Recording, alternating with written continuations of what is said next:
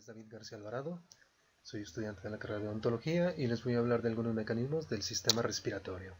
Comenzamos. La frecuencia de la ventilación alveolar. La ventilación alveolar por minuto es el volumen total de aire nuevo que entra en los alvéolos en zonas adyacentes de intercambio gaseoso cada minuto. Es igual a la frecuencia respiratoria multiplicada por la cantidad de aire nuevo que entra en estas zonas con cada respiración, donde es el volumen de la ventilación alveolar por minuto. La frecuencia es la respiración por minuto y es el volumen corriente y el volumen es el espacio muerto fisiológico, así como un volumen corriente normal de 500 mililitros, un espacio muerto normal es de 150 mililitros y una frecuencia respiratoria de 12 respiraciones por minuto. La ventilación alveolar es igual a 12 por 500 menos 150 o 4.200 mililitros por minuto.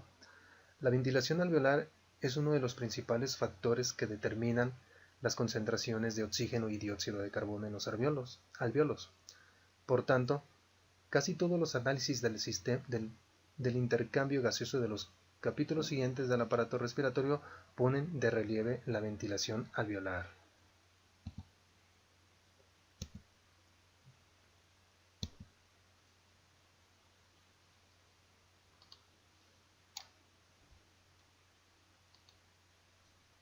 Las funciones de las vías aéreas.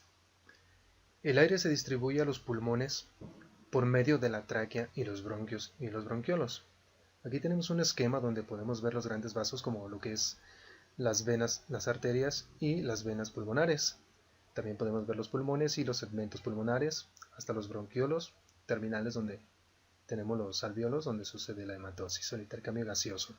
También podemos apreciar los órganos de la respiración de las vías aéreas superiores.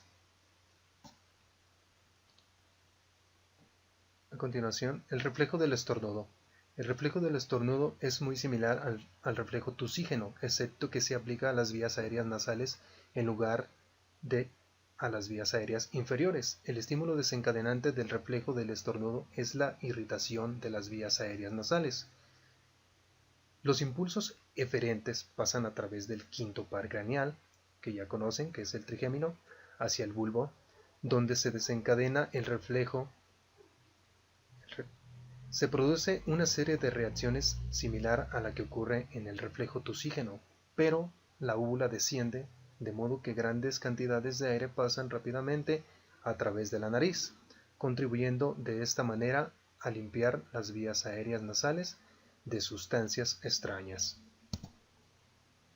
La vocalización.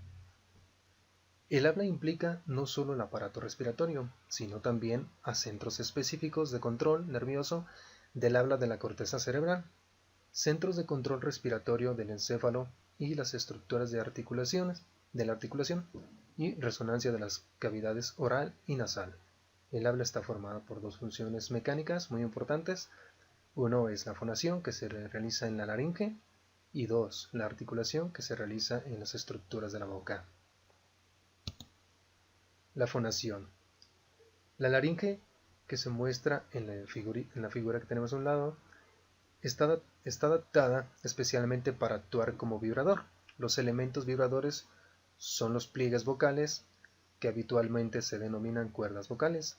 Las cuerdas vocales protruyen desde las paredes laterales de la laringe hacia el centro de la glotis, son distendidas y mantenidas en su posición por varios músculos específicos de la propia laringe, y aquí podemos ver cómo sucede la fonación por medio de la glotis a la abertura y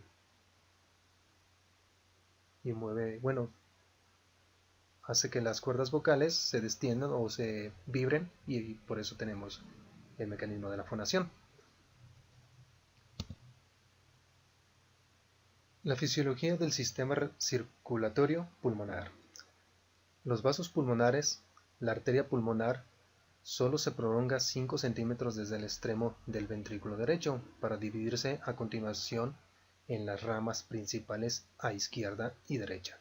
Es fina, con su espesor de pared aproximadamente el doble que el de la vena cava y un tercio de la aorta.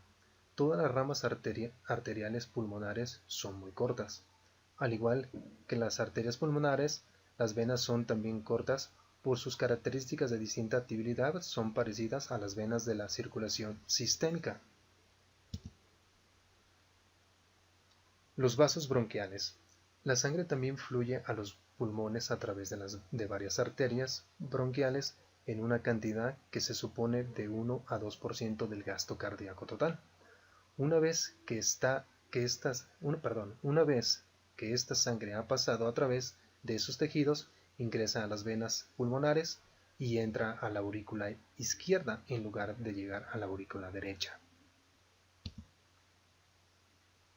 Los linfáticos. Los linfáticos se extienden desde todos los tejidos de sostén del pulmón. Empiezan en los espacios conectivos que rodean a los bronquiolos terminales. Las partículas que alcanzan a los alvéolos se eliminan en parte a través de los tejidos pulmonares, lo cual ayuda a prevenir la formación de edemas.